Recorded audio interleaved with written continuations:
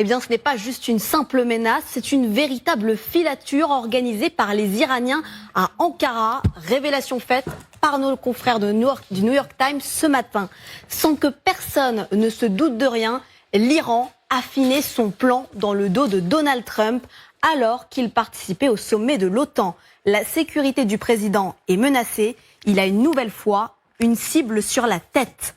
Selon des responsables américains, sous couvert d'anonymat, la principale menace ciblait d'abord l'Air Force One, l'avion transportant le président américain. Une forteresse volante réputée parmi les plus sécurisées au monde. Les Iraniens prévoyaient-ils de l'abattre en plein vol ou de le neutraliser au sol? Ces questions restent sans réponse, Guillaume. Mais ce qui frappe aujourd'hui, c'est la menace avant même cet épisode au sol les jours précédents. On est au sommet de l'OTAN. Rappelons qu'il s'agit d'une réunion avec des dizaines de délégations internationales, des responsables militaires de haut rang. Tous sont rompus à la détection de la moindre menace. Pourtant, pendant que Donald Trump s'exprime avec les plus grands dirigeants mondiaux, on apprend qu'un homme armé d'un missile sol-air portable est repéré. En clair, un engin capable de viser un avion. Que faisait-il ? Pourquoi était-il armé ? Faut-il y voir un lien avec la menace iranienne ? Dans ce contexte, sa présence déjà en soi est une énorme alerte. Mais ce n'est pas tout. Un autre indice est particulièrement inquiétant. Le New York Times révèle que les Iraniens connaissaient son hôtel, le JW Marriott d'Ankara. Un complexe prestigieux en plein cœur de la capitale turque, choisi pour son emplacement stratégique, un lieu censé être sécurisé et inaccessible. À l'extérieur, la sécurité a été renforcée. 49 000 policiers et 7 000 gendarmes ont été déployés. À l'intérieur de l'hôtel, personne ne peut circuler dans les couloirs, ni même entrer sans autorisation. Les agents du Secret Service surveillent la chambre du président.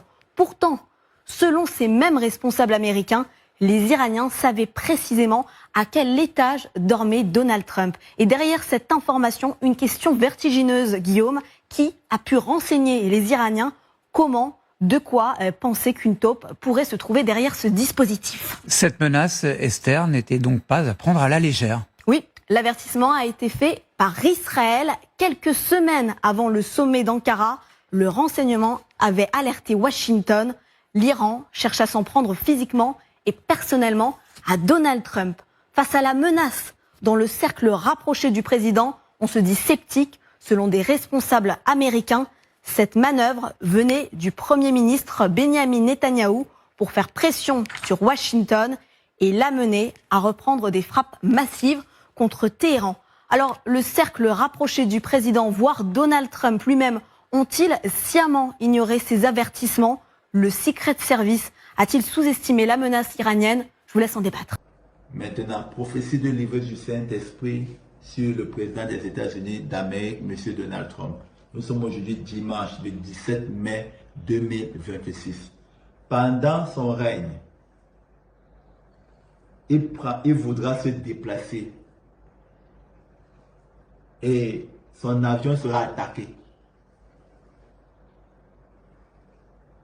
Soit forcé d'atterrir, soit forcé d'être mobilisé au sol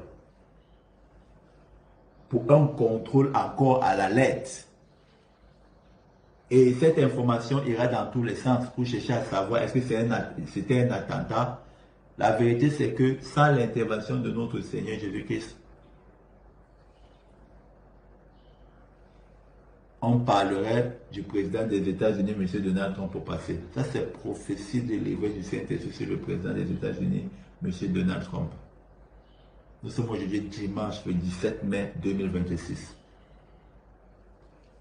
Lorsque nous disons pendant son règne, ce n'est pas quelque chose de lointain. C'est-à-dire dans ces multiples déplacements qu'il fera, dans les temps qui suivent, son avion sera une cible, c'est le mot. L'évêque Saint-Esprit, je ne touche pas ta gloire, je te rends grâce. Son avion sera une cible pour l'atteindre.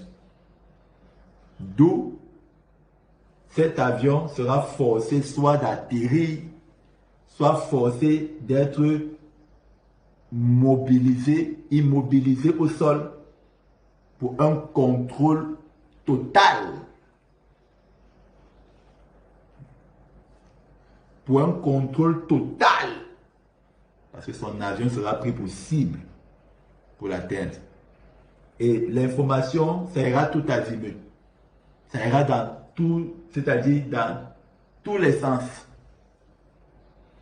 Est-ce que c'était un attentat? Est-ce que c'était pas un attentat? La vérité, c'est que sans l'intervention de notre Seigneur Jésus-Christ, on parlerait du président des États-Unis, M. Donald Trump, pour passer. Donc, et le Seigneur Jésus-Christ nous a dit de prier pour lui. Prophétie délivrée du Saint-Esprit.